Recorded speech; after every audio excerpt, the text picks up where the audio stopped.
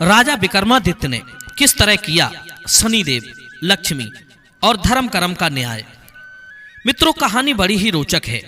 आपसे निवेदन है कि कहानी को पूरा जरूर सुनना।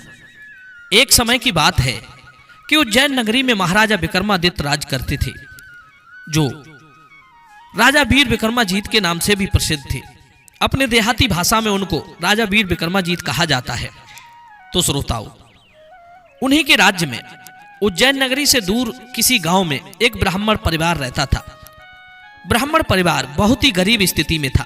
उसके पास खाने के लिए भोजन की व्यवस्था नहीं थी। वो प्रतिदिन बेचारा 5 घरों से भिक्षा लेता था और अपना भोजन जैसे तैसे जुटा पाता था। एक दिन की बात, ब्राह्मण की पत्नी ने सुना कि राजा विक्रमाजीत बहुत बड़े दानी हैं और वे ब्राह्मणों का बहुत सम्मान करते हैं और उन्हें धन धान्य से भरपूर कर देते हैं, अर्थात उन्हें बहुत दान देते हैं, जिससे लोगों की गरीबी दूर हो जाती है। यह सुनकर के ब्राह्मण पत्नी अपने पति देव से कहती है कि आप ऐसा करें, आज राजा विक्रमादित्य के दरबार में चले जाएं और राजा वीर विक्रमाजीत आपकी कंगाली को समाप्त कर देंगे, हमें कुछ धन दे देंगे, जिससे हमारा जीवन यापन हो जाएगा। तो श्रोताओं, ब्राह्मण तो मना करता है, परंतु ब्राह्मणी नहीं मानती है और जबरदस्ती से ब्राह्मण को राजा वीर विक्रमादित्य के दरबार में भेज देती है। अब क्या होता है, ध्यान से सुनिए। वो ब्राह्मण बिल्कुल बेहाल स्थिति में था, फटे पुराने वस्त्र पहने था। पत्नी के कहने पर वो राजा के दरबार में जाता है और सबसे पीछे राजा के दरबार में जाकर बैठ जाता है। इधर राजा का दरबार चल रहा था, तो राजा ने दरबार समाप्ति के समय सभी ब्राह्मणों को यथासंभव दान देना प्रारंभ किया। और जब उसकी नजर पीछे बैठे वाले गरीब ब्राह्मण पर पड़ी, जो बहुत ही लाचार स्थिति में था, उस गरीब ब्राह्मण को देखकर राजा बड़ा आश्चर्यचकित रह गया कि मेरे राज्य में ऐसे भी लोग हैं। तो राजा ने सम्मान पूर्वक उस ब्राह्मण को आगे बुलाया और ब्राह्मण को एक स्वर्ण की थैली प्रदान की और बोले, हे ब्राह्मण देव, आप जैसे ब्राह्मण मेरे राज्य में रह रहे हैं, तब तो मेरा राज्य करना ही व्यर्थ है।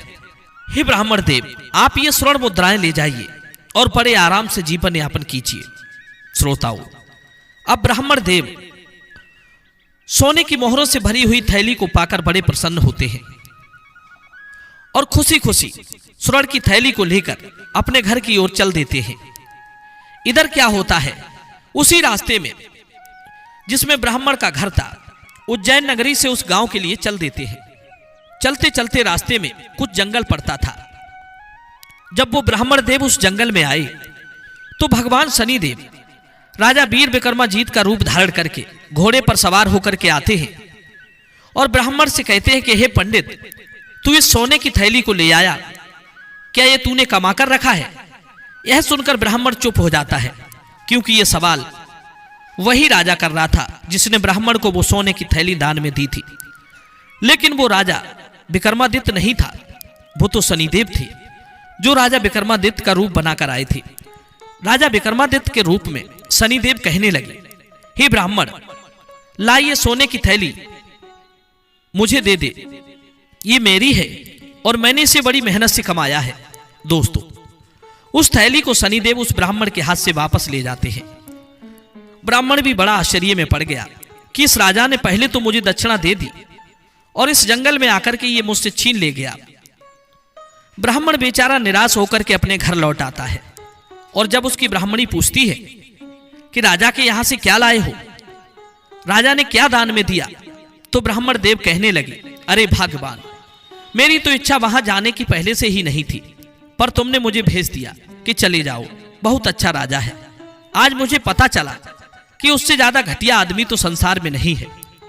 वो राजा वाजा कुछ नहीं है, नाम मात्र का राजा है, झूठा है, दंभी है। तो ब्राह्मण पत्नी बोली, नहीं श्रीमन, हमारे महाराज विक्रमादित्य झूठे और दंभी नहीं है। आप ऐसा क्यों कह रहे हो? क्या कारण है, आप उसको मुझे बताइए। तब ब्राह्मण सारी बात बताता है कि हे प्रिय, आपके कहने से जब मैं उसके दरबार में गया और जाकर सबसे पीछे बैठ गया, वहां उसके दरबार में लोगों की भारी भीड़ लगी हुई थी। उस सभा में पहले तो उसने मुझे एक सोने की थैली दान में दी और जब मैं उस थैली को लेकर के घर आ रहा था तो रास्ते में वही राजा घोड़े से दौड़ता हुआ आया और मुझसे वो स्वर्ण की थैली छीन ले गया। कह रहा था कि हे ब्राह्मण, ये सोना क्या तूने कमाया है जो लेकर जा रहा है? वो मेरे हाथ से थैली लेकर चला गया और मैं कुछ नहीं कर सका। अपने पति की बात सुनकर ब्राह्मण पत्नी कहने लगी, महाराज, राजा विक्रमादित्य ने ऐसा क्यों किया? मुझे लगता है राजा विक्रमादित्य ऐसा नहीं कर सकते। जरूर इसके पीछे कोई ना कोई और कारण हो सकता है। अब तो दूसरा दिन हुआ और दूसरे दिन ब्राह्मण पत्नी अपने पति से फिर बोली कि हे महाराज, आज और एक बार दरबार में जाइए और आज यदि राजा दान देता है तो हो सकता है कि वो आपसे ना छीने। दोस्तों, ब्राह्मणी के बहुत आग्रह करने पर ब्राह्मण देवता फिर से राजा विक्रमादित्य के दरबार को चल देते हैं और उसी हाल में जाकर के राजा के दरबार में पीछे बैठ जाते हैं। श्रोताओं, जब दान देने का समय आया तो राजा विक्रमादित्य की नजर उस ब्राह्मण पर पड़ी। राजा विक्रमादित्य के आश्चर्य का ठिकाना ना रहा। राजा मन में सोचने लगा कि मैंने इसको इतना धन दिया था कि ये तो क्या, इसकी कई पीढ़ियां बैठी हुई खा सकती थी, लेकिन ब्राह्मण तो आज फिर उसी स्थिति में दरबार में आया है। फिर राजा ने सोचा कि हो सकता है कि ब्राह्मण देवता कर्ज में डूबे हों, किसी का कर्जा हो और उन्होंने उसे चुका दिया हो। चलो कोई बात नहीं। अब तो राजा ने अपने अनुचरों को बुलाया, अपने मंत्री को बुलाया और मंत्री से कहा कि मंत्री, तुम जाओ और इस ब्राह्मण देवता को मेरे पास बुला कर लाओ। मंत्री उस ब्राह्मण को महाराज के पास ले गए और महाराज ने उसको फिर से एक सोने की थैली दान में दी और बोले कि ब्राह्मण देवता, आप आराम से अपना जीवन यापन करें। श्रोताओं, ब्राह्मण मन में विचार करने लगा कि यहां तो ये मुझे दान दे रहा है, लेकिन रास्ते में छीन ले जाएगा, तो इसके देने का क्या फायदा, और मुझे भी कोई फायदा नहीं होने वाला है।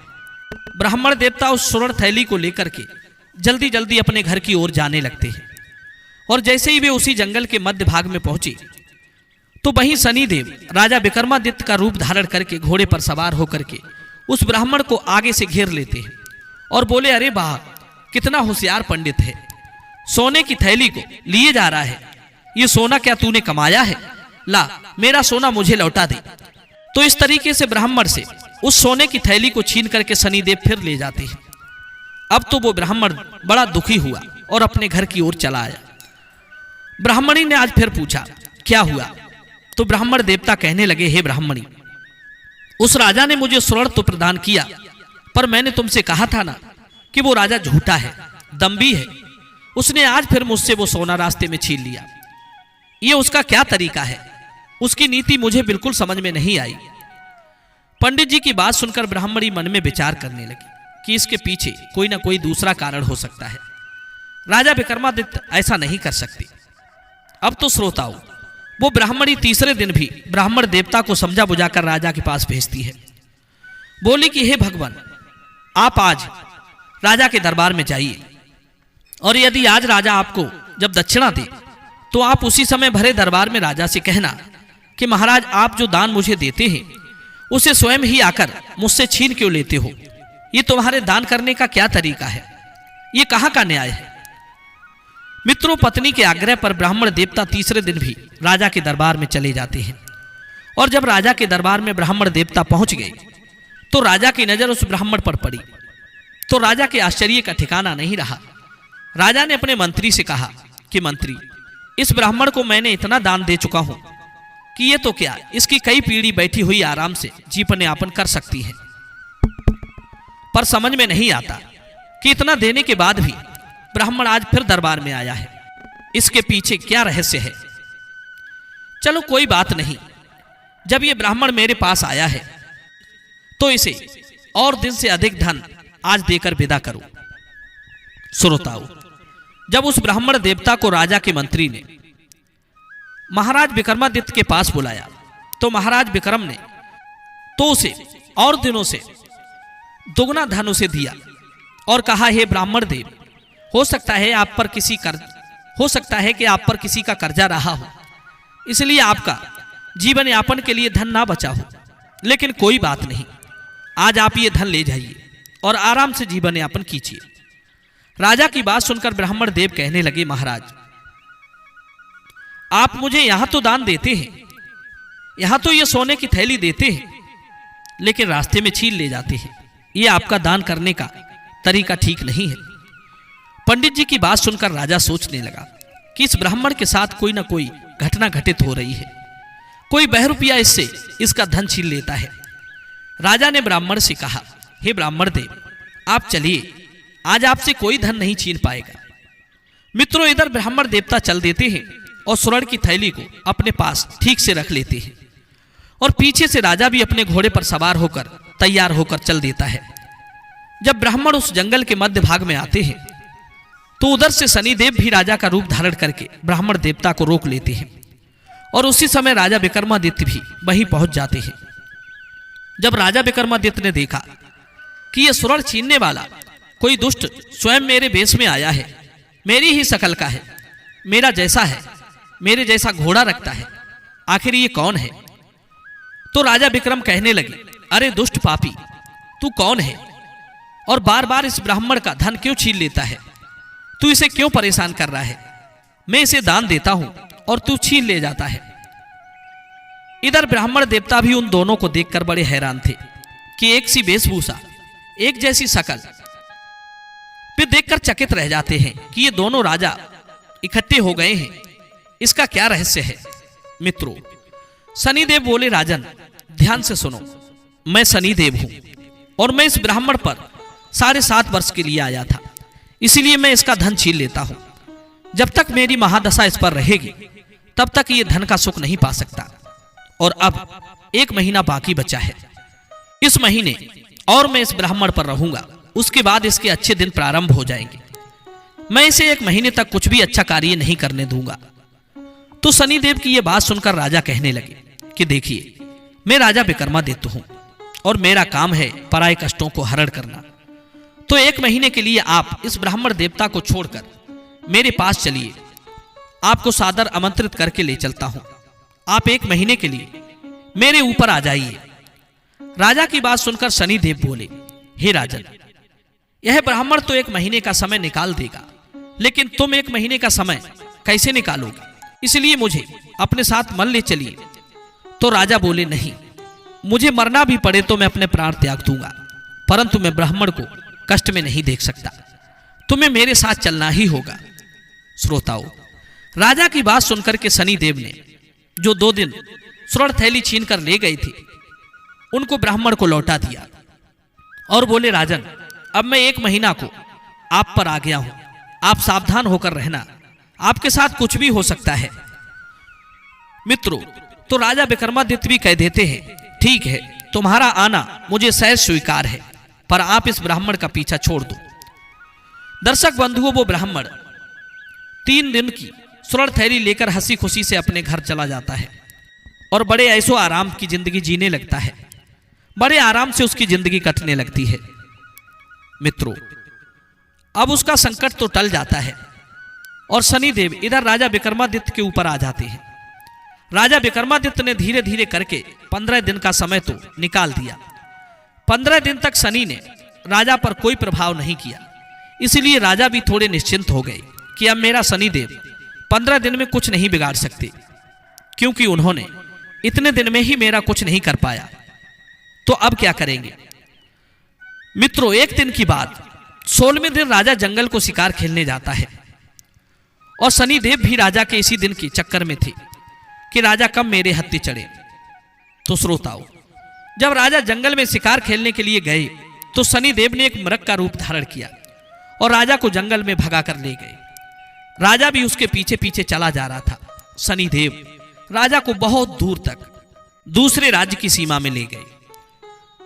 राजा दूसरे राजा की सीमा में चला गया और उस जंगल में राजा को कहीं भी कोई हिरण का शिकार नहीं मिला।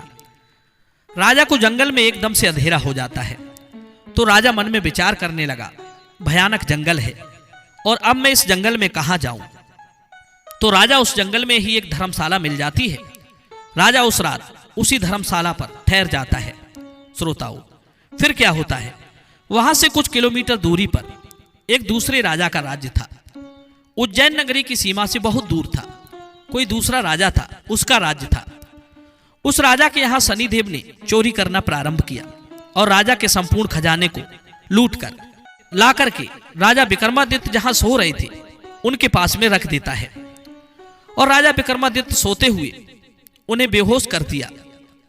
राजा तो इधर बेसुध होकर सो रहे हैं, उन्हें पता नहीं क्या हो रहा है।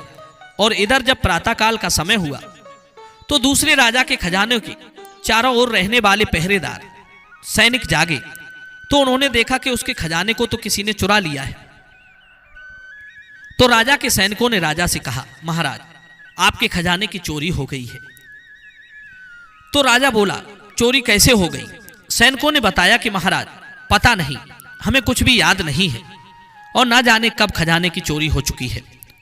दर्शक बंधु, इधर शनिदेव वहीं आ जाते हैं और एक सैनिक का रूप धारण करके राजा से कहते हैं, महाराज चोर को तो मैं बता सकता हूं जिसने आपका धन चुराया है। तो राजा बोले, मुझे बताइए, हम उसको ऐसा दंड देंगे कि वो अपनी जिंदगी में याद रखेगा, कभी कहीं चोरी करने के लायक नहीं रहेगा। मित्रों, शनिदेव उस राजा को सेना सहित राजा विक्रम के पास ले जाते हैं। वहां जाकर देखा तो राजा विक्रम सो रहे हैं।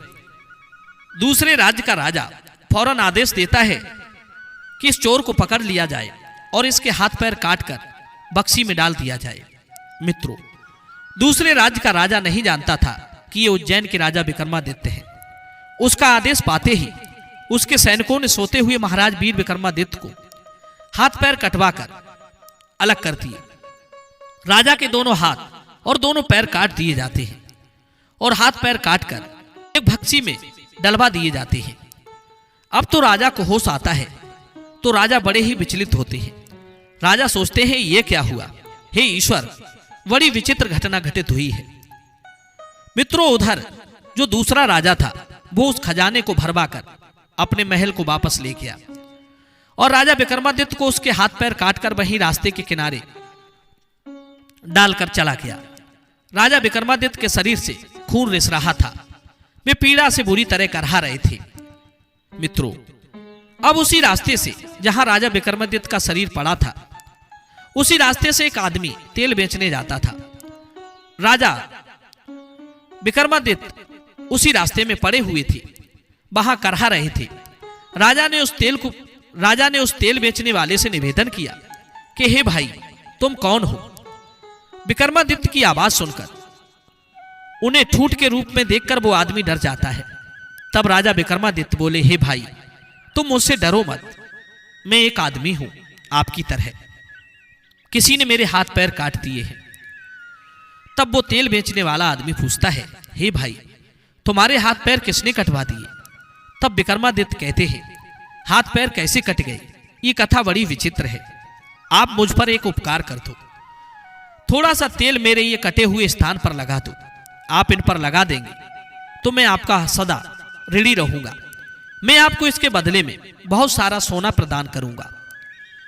दर्शक बंधुओं, तेल बेचने वाले तेली ने राजा विक्रमादित्य के जो हाथ पैर कटे हुए थे उन स्थानों पर अपने डिब्बे से निकालकर तेल लगा दिया। राजा ने उसे कुछ सोना दे दिया। अब तो वो रोजाना उनके कटे हुए अंगों पर तेल लगा जाया करता था और उन्हें भोजन भी पहुंचा दिया करता था। राजा के जख्म धीरे धीरे कम होने लगे। राजा का खून बहना रुक गया। वो जख्म तो शनिदेव की माया थी। कुछ ही समय में राजा विक्रम के घाव जो थे वो लगभग पूरी तरह से ठीक हो चुके थे, पर उसके हाथ पैर तो अभी भी कटे हुए थे। राजा का जख्म सही होने पर भी राजा विक्रमादित्य अपने कटे हुए हाथ पैर लेकर वहीं पड़े रहते थे। मित्रों, अब क्या होता है? शनिदेव का समय समाप्त होता है। अब राजा पर शनि का प्रभाव तो नहीं रहा, परंतु उनके हाथ पैर अभी भी कटे हुए रह गए। इसलिए राजा असहाय अवस्था में पड़ा हुआ था। वहां बार बार मन में सोच रहा था कि शनिदेव ने बड़ा बुरा काम किया है। दर्शक बंधु, इस तरह से राजा विक्रमादित्य कटे हुए हाथ पैरों से उस धर्मशाला पर पड़ा हुआ अपना जीवन यापन करने लगे। राजा को भोजन तो वो तेल बेचने वाला पहुंचा ही देता था। वो रोजाना राजा को भोजन लाता था और राजा को भोजन कराकर चला जाता था। अपना तेल बेचने के लिए चला जाता था, क्योंकि राजा उसको बदले में स्वर्ण मुद्राएं देते थे। राजा के पास कुछ सोने की कीमती वस्तुएं थी। बदले में राजा ने वो अपनी सारी सोने की कीमती वस्तुएं उस तेली को दे दी। मित्रों, इस तरीके से राजा धीरे धीरे सही तो हो गया, परंतु हाथ पैर नहीं रहे। अब क्या होता है, ध्यान से सुनिए। जब समय अच्छा आता है तो कुछ अच्छी घटनाएं घटित होने लगती है। एक दिन देवलोक में 4 देवता आपस में बहस करने लगे। धर्म, कर्म, लक्ष्मी और शनिदेव चारों में एक दूसरे से बड़ा बनने की बहस हो गई। शनिदेव कहते हैं मैं बड़ा हूं, लक्ष्मी कहती है मैं बड़ी हूं, धर्म कहने लगा मैं बड़ा हूं और कर्म बोला मैं बड़ा हूं। चारों में बड़ा बनने के लिए विवाद खड़ा हो गया और चारों अपने विवाद को सुलझाने के लिए, विवाद का न्याय कराने के लिए उस राजा के राज्य में आ गए जिसमें राजा विक्रमादित्य कटे हुए हाथ पैर लेकर पड़े थे। उस राजा के राज्य में चारों देवता आते हैं और राजा से आकर कहते हैं कि हे राजा, यदि तुम राजा हो तो हम चारों का न्याय कीजिए। हम चारों में कौन बड़ा है ये बताने की कृपा करें। अब तो श्रोताओं, उस राजा की दम निकल गई, राजा की हवा खुशक हो गई। राजा सोचने लगा कि ये क्या हुआ, ये चारों महापराक्रमी देवता हैं। यदि मैं लक्ष्मी को छोटा बताता हूं तो लक्ष्मी नाराज हो जाएंगी, यदि धर्म को छोटा बताता हूं तो धर्म नाराज हो जाएगा, यदि काम को छोटा बताता हूं तो काम नाराज हो जाएगा। श्रोताओं, इस तरीके से राजा मन में विचार करने लगा कि अब इसका क्या उपाय किया जाए। इसके लिए राजा को कोई मार्ग नहीं सूझा। राजा ने उन चारों को कुछ दिनों का समय दिया और इधर राजा ने अपने राज्य में यह घोषणा करवा दी कि कोई भी व्यक्ति इन चारों देवताओं का न्याय कर देगा उसको मैं अपना आधा राज्य दे दूंगा। मित्रों, यह घोषणा राजा के राज्य में फैल गई। अब क्या होता है, वो तेल बेचने वाला आदमी रोजाना राजा विक्रमादित्य को भोजन लेकर आता है। एक दिन जब वो राजा विक्रमादित्य के पास आया और राजा विक्रमादित्य से कहने लगा, देखो भाई, हमारे राज्य में हमारे राजा ने बहुत बड़ी घोषणा कर रखी है। तो राजा विक्रम ने पूछा, भाई क्या घोषणा की है तुम्हारे राजा ने, बताइए। तेली कहने लगा, हे भाई, 4 देवता हैं, धर्म, कर्म, लक्ष्मी और शनिदेव, राजा के दरबार में आए हैं और राजा से ये कहा है कि आप राजा हैं तो हमारा न्याय कीजिए, और यदि न्याय नहीं कर सकते तो हम चारों आपसे नाराज हो जाएंगे। अब तो राजा विक्रम उस तेल बेचने वाले से पूछते हैं, क्यों भाई, तो तुम्हारे यहां के राजा ने उन चारों का न्याय किया या नहीं, क्या किया तुम्हारे राजा ने? तो तेली कहने लगा, राजा ने अभी तक तो कुछ नहीं किया है, राजा से कोई न्याय नहीं हुआ है और राजा ने अपने राज्य में यह घोषणा करवा रखी है कि कोई भी व्यक्ति इन चारों देवताओं का न्याय कर देगा तो उसको मैं अपना आधा राज्य दे दूंगा। मित्रों, अब तो राजा विक्रम बोले, हे भाई ध्यान से सुनो, तुम जाकर उस राजा से कह दो कि उसका न्याय मैं कर दूंगा। विक्रमादित्य की बात सुनकर वो तेल बेचने वाला घबरा गया, कहने लगा, अरे भाई, मैं तो तेल बेचने वाला हूं, मुझे भला उन देवताओं का न्याय कैसे हो सकेगा। तब राजा विक्रम बोले, तुम घबराओ नहीं, तुम्हारा न्याय तो मैं करूंगा, तुम तो केवल राजा से जाकर के ये कह दो कि न्याय मैं कर दूंगा। तो दोस्तों, दूसरे दिन राजा विक्रम के आदेश से वो तेली उस राजा के दरबार में जाता है और राजा से कहता है, महाराज, आपके फैसले को, जो आपके चारों देवता हैं उनका निर्णय मैं करने को तैयार हूं। राजा बोला, ठीक है। अब दिन निर्धारित किया जाता है।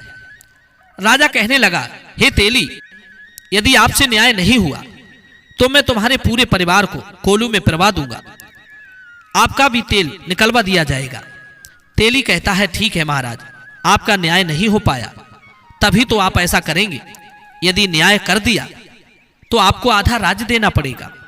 श्रोताओं, अब राजा की बात सुनकर के तेल बेचने वाला आदमी राजा विक्रम के पास आता है और उस राजा से बोला, अरे भैया, तूने तो मरवा दिया, राजा का आदेश है यदि न्याय नहीं किया तो कोलू में पेर देगा।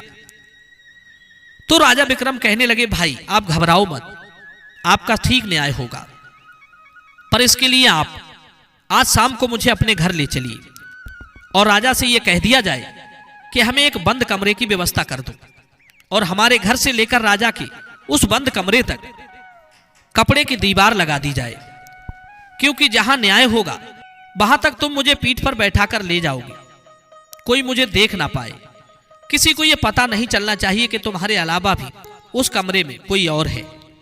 तो तेली बोला, ठीक है। मित्रों, अब तो तेल बेचने वाला आदमी राजा के पास जाता है, राजा से कहता है कि महाराज, आपको मुझे चारों तरफ से एक बंद कमरा देना होगा और उस बंद कमरे में मैं तुम्हारे चारों देवताओं का फैसला करूंगा। और उस बंद कमरे से और मेरे घर तक आपको कपड़े की दोनों तरफ दीवार बनानी पड़ेगी। मेरे घर तक आप कपड़ कोट खिंचवा दीजिए। दर्शक बंधु, राजा तो बचना चाहता था, वो सब चीज के लिए तैयार हो गया। उस राजा ने उस तेली के घर से और एक बंद कक्ष तक कनातें लगवा दी। दूसरे दिन तेली आता है और उस राजा वीर विक्रमादित्य को हाथ पैर तो थे नहीं, इसलिए अपनी पीठ पर लादकर उसी कमरे में पहुंचा देता है। और जब वो निर्णय वाला दिन आता है तो विक्रमादित्य ने कहलवाया था कि उस दिन मैं न्याय करूंगा। उस दिन तेली से राजा विक्रम कहते हैं कि तेली भाई, कम से कम एक 2 हाथ का डंडा मोटा ताजी बनाकर रख लो, उसकी जरूरत पड़ेगी। तो तेल बेचने वाले ने 2 बढ़िया बढ़िया अच्छे डंडे बना लिए और उनको लेकर और राजा विक्रम को लेकर के उस कक्ष की ओर चल देता है जहां न्याय करना था। राजा के दरबार में उस कक्ष के अंदर राजा विक्रम को डाल दिया जाता है एक कोने में, और तेली ने एक कुर्सी अपने लिए बैठने को रख ली। राजा विक्रम कहता है कि हे तेली भाई, अब तू मेरे आदेश से काम कर, तेरा न्याय हो जाएगा। विक्रमादित्य कहते हैं कि अब तुम सबसे पहले धर्म के लिए आवाज लगाओ। दोस्तों, राजा का दरबार लगा हुआ था, सारी जनता उस न्याय को देखने के लिए आई थी। समस्त जनता देख रही थी कि एक तेली उन 4 देवताओं का इतना बड़ा न्याय कैसे करेगा। जिसको राजा नहीं कर सका उसको तेली कैसे कर सकेगा। सब लोग बड़े हैरान थे कि तेली में इतनी बुद्धि कहां से आ गई। श्रोताओं, अब क्या होता है जब धर्म को आवाज लगाई कि धर्म को अंदर भेज दिया जाए।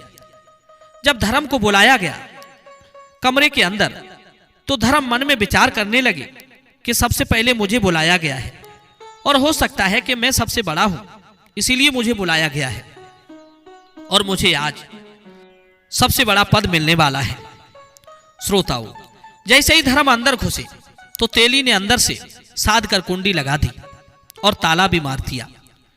अब तेल बेचने वाला तो चुप हो गया, लेकिन वहां पर हाथ पैरों से हीन राजा विक्रमादित्य एक कोने में पड़े हुए थे।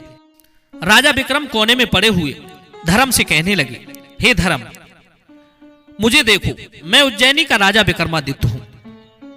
मित्रों, जब धर्म ने राजा विक्रम को देखा तो धर्म के पैरों तले जमीन खिसक गई। धर्म बोला, अब तो मरने का समय आ गया है, यह तो राजा विक्रम है। धर्म बोला, राजा कहो क्या बात है। तो राजा विक्रम कहने लगा कि हे धर्म, मुझे ये बताओ कि तुम्हारा काम क्या है और तुम में क्या क्या विशेषता है। तब धर्म कहता है, हे महाराज, मैं हमेशा जो अच्छा करता है, अच्छा काम होता है, उसी में रहता हूं, उसी का साथ देता हूं, यही मेरी विशेषता है।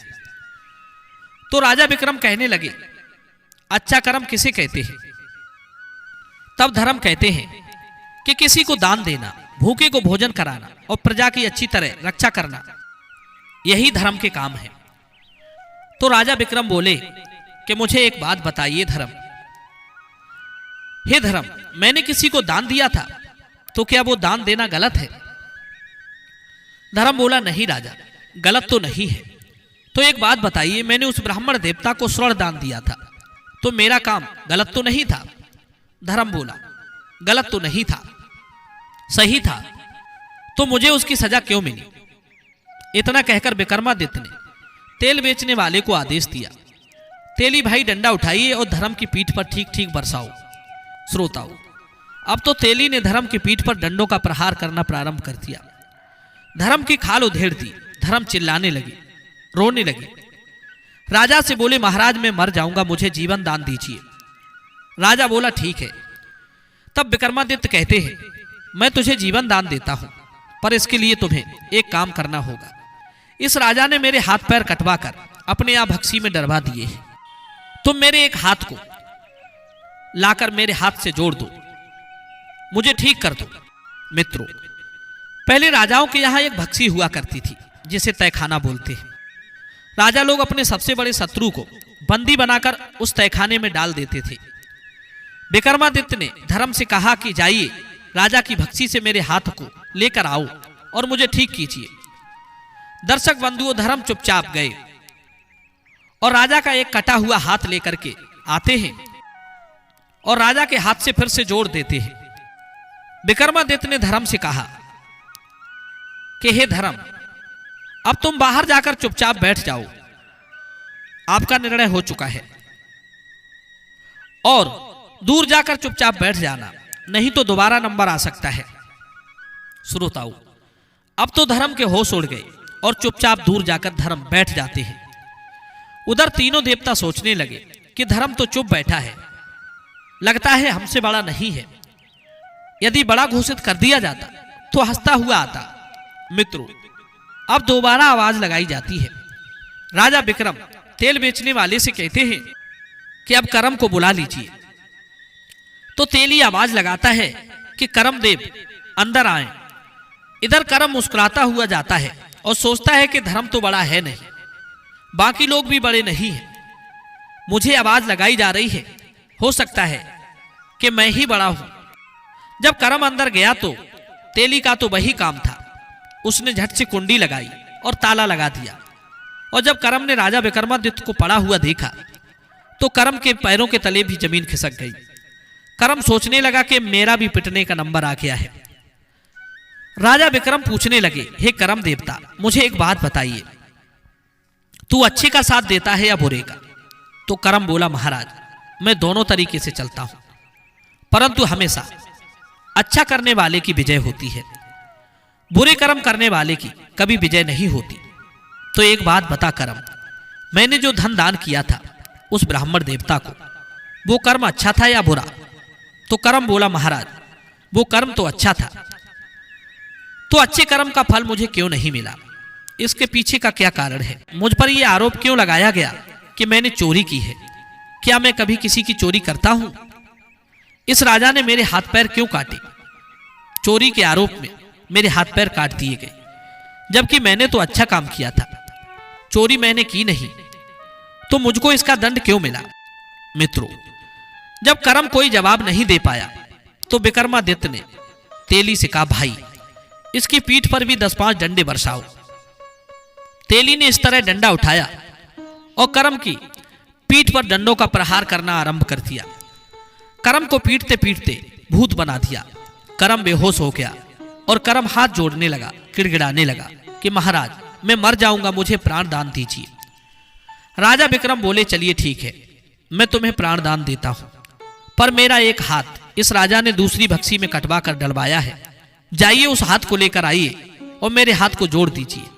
श्रोताओं, करम जाता है और राजा का हाथ लेकर आता है और राजा विक्रमादित्य का हाथ जोड़ दिया जाता है। जब हाथ जोड़ दिया जाता है तो राजा विक्रम बोला, देखिए, जहां धर्म बैठा है, अब आप भी वहां चुपचाप जाकर के बैठ जाइए और कह देना कि मेरा फैसला हो गया है। अगर तुमने ये बात किसी को बताई तो तुम्हारा दोबारा भी नंबर आ सकता है। श्रोताओं, करम चुपचाप जाता है और धर्म के बगल में बैठ जाता है। धर्म विचार करने लगा, बेटा मेरा जैसा हो गया तेरे साथ, इसीलिए चुप बैठा है। इधर राजा विक्रमादित्य ने तेल बेचने वाले से कहा कि भाई, अब तुम देवी लक्ष्मी को आवाज लगाओ। तो श्रोताओं, जब लक्ष्मी को आवाज लगाई तो लक्ष्मी देवी सोचने लगी कि धर्म कर्म तो चुपचाप बैठे हैं, इन सब में मैं ही बड़ी हूं, क्योंकि जिसके पास मैं होती हूं उसी की वैल्यू होती है। अब तो लक्ष्मी जी अंदर जाती है और जब राजा विक्रम को देखती है कि वो उसमें पड़े हुए हैं तो लक्ष्मी हड़बड़ा जाती है। लक्ष्मी सोचती है, अब पिटने का नंबर मेरा भी आ गया है। उसे समझने में देर नहीं लगती है कि धर्म और कर्म अंदर पिटकर ही गए हैं, इसलिए जाकर चुपचाप बैठे हैं। मित्रों, इधर राजा विक्रम लक्ष्मी से पूछने लगे, हे देवी, तुम वास्तव में बहुत अच्छी हो, पर एक बात ये बताइए, जिसके साथ होती हो आप उसी की रहती हो या किसी और के साथ चली जाती हो? तब लक्ष्मी कहती है, महाराज, मेरा ये नियम होता है कि मुझे जिसको प्रदान किया जाता है मैं उसी के पास रहती हूँ, और जब तक वो मुझे स्वेच्छा से किसी और को नहीं देता तब तक मैं उसी की रहती हूँ। तब राजा विक्रम कहने लगे, हे लक्ष्मी, मैंने तुम्हें उस ब्राह्मण को दिया था, जब मैंने तुझे उस ब्राह्मण को दिया था तो तू शनिदेव के साथ क्यों चली गई? इसका जवाब दीजिए। अब लक्ष्मी के पास कोई जवाब नहीं था। राजा विक्रम ने तुरंत तेली को आदेश दिया कि अपना काम कीजिए। तेली ने सोचा ये औरत जाती है, इन पर हाथ उठाना ठीक नहीं है। विक्रमादित्य ने लक्ष्मी से वचन भरवाया कि तुम हमेशा मेरे महलों में रहोगी और कभी मुझसे नाराज होकर मुझे छोड़कर नहीं जाओगी। लक्ष्मी वचनबद्ध होकर कहती है, ठीक है महाराज, मैं सदैव आपके पास रहूंगी। तब विक्रमादित्य कहते हैं कि जाओ, इस राजा के बक्सी में मेरा एक पैर पड़ा है, मेरे पैर को लेकर आओ और मेरे पैर को ठीक कीजिए। लक्ष्मी राजा की बक्सी से राजा विक्रमादित्य का एक पैर निकाल कर लाती है और उन्हें ठीक कर देती है। उसके बाद में वे धर्म कर्म के बराबर में उदास होकर बैठ जाती हैं। तीनों देवता अलग बैठ गए। अब शनिदेव रह जाते हैं। शनिदेव सोचने लगे कि ये तीनों तो मेरे बराबर हैं ही कहा, मेरा सामना कोई नहीं कर सकता। जिस पर मैं आ जाता हूं उसको बर्बाद कर देता हूं। राजा विक्रम भी मेरा सामना नहीं कर पाया, तो ये बेचारे क्या करेंगे? वास्तव में मैं ही बड़ा हूं। शनिदेव ये सोच रहे थे, तभी विक्रमादित्य ने तेल बेचने वाले से कहकर शनिदेव को आवाज लगवाई और उससे कहा कि आप शनिदेव को आवाज लगाइए और एक डंडा मुझे भी दे दीजिए। दर्शक बंधु, इधर तेली ने शनिदेव को आवाज लगाई तो शनिदेव खुशी के मारे फूले नहीं समाये। वे मुस्कुराते हुए अंदर चले आए। तेली ने तुरंत अंदर से दरवाजा बंद कर लिया। इधर क्या होता है? शनिदेव जब अंदर आ जाते हैं और जब शनिदेव ने अंदर राजा विक्रमादित्य को देखा, एक पैर पर खड़े हुए, उन्होंने देखा कि राजा के दोनों हाथ हैं, एक पैर है पर एक पैर नहीं है। उन्हें देखते ही शनिदेव की हालत खोसक हो गई। उनके पैरों के नीचे जमीन निकल गई। शनिदेव के होश उड़ जाते हैं। सोचने लगे कि अब मेरा नंबर भी आ गया। तो राजा विक्रम पूछने लगे, हे शनिदेव, लोग कहते हैं कि आप न्याय के देवता हैं, आप कैसा न्याय करते हैं?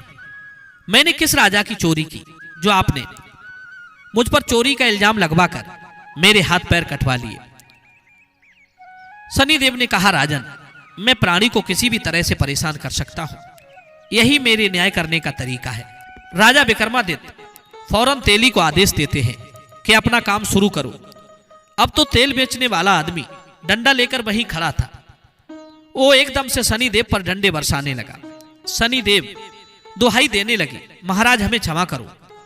राजा विक्रमादित्य ने कहा, शनिदेव जाओ, जाकर के मेरा एक पैर लेकर के आओ जो राजा के यहां बक्सी में पड़ा है। शनिदेव भागे भागे जाते हैं और राजा विक्रमादित्य का एक पैर लेकर आते हैं और उसके पैर से जोड़ देते हैं। राजा के चारों हाथ पैर ठीक हो जाते हैं। अब वे फिर से पहले जैसे दिखने लगते हैं। शनिदेव भी जाकर धर्म कर्म और लक्ष्मी जी के बगल में बैठ जाते हैं। शनिदेव से कह दिया जाता है कि दूर बैठ जाना, यदि आवाज भी की तो दोबारा बुला करके फिर मार लगाई जा सकती है। दर्शक बंधुओं, शनिदेव दूर बैठ जाते हैं और राजा विक्रम के चारों हाथ पैर ठीक हो जाते हैं। राजा विक्रम तेली के द्वारा पहले ही अपने कपड़े साथ लेकर आए थे और उन कपड़ों को पहन करके राजा उस तेल बेचने वाले के साथ बाहर निकलते हैं। बाहर तो समस्त राज्य की जनता वो न्याय देखने के लिए इकट्ठी हुई थी। समस्त जनता ये देख रही थी, राजा की प्रजा ये देख रही थी कि ऐसा तेली में क्या है जो उसने न्याय कर दिया। इसीलिए तेली को देखने के लिए चारों ओर भीड़ खड़ी थी और राजा भी बड़े आश्चर्य में था। परंतु जब किवाड़ खोल करके राजा विक्रम तेली के साथ निकलते हैं तो उस राजा ने भी राजा विक्रम को पहचान लिया कि ये तो महाराज विक्रमादित्य हैं। तो वो राजा विक्रम के चरणों में गिर जाता है और क्षमा मांगने लगता है। हाथ जोड़कर कहता है, महाराज आप मेरे राज्य में पधारे, मेरे धन्य भाग हैं। आपने मेरे यहां आकर जो न्याय किया है मैं उसका आभारी हूं। आप जैसे महाप्रतापी नरेश मेरे यहां न्याय करने आए हैं। तो राजा बार बार विक्रमादित्य से क्षमा मांगता है और अपनी बेटी का विवाह विक्रमादित्य के साथ में कर देता है और तेली के लिए आधा राज दिलवा दिया जाता है। इधर धर्म कर्म लक्ष्मी और शनिदेव चारों का न्याय हो जाता है। राजा विक्रमादित्य चारों से कहते हैं कि हे देवताओं, तुम चारों अपनी अपनी जगह श्रेष्ठ हो, ना आप में से कोई छोटा है न कोई बड़ा है। लक्ष्मी सहित तीनों देवता अपने अपने लोक को चले जाते हैं। राजा विक्रम शादी करके बड़ी धूमधाम से अपनी नगरी उज्जैन को लौट जाते हैं। तो श्रोताओं, आज की ये कथा आपको कैसी लगी कमेंट सेक्शन में अपनी राय जरूर देना। मिलते हैं आपसे अगली वीडियो में एक और चर्चा के साथ। आप सभी का बहुत बहुत धन्यवाद। जय श्री कृष्णा।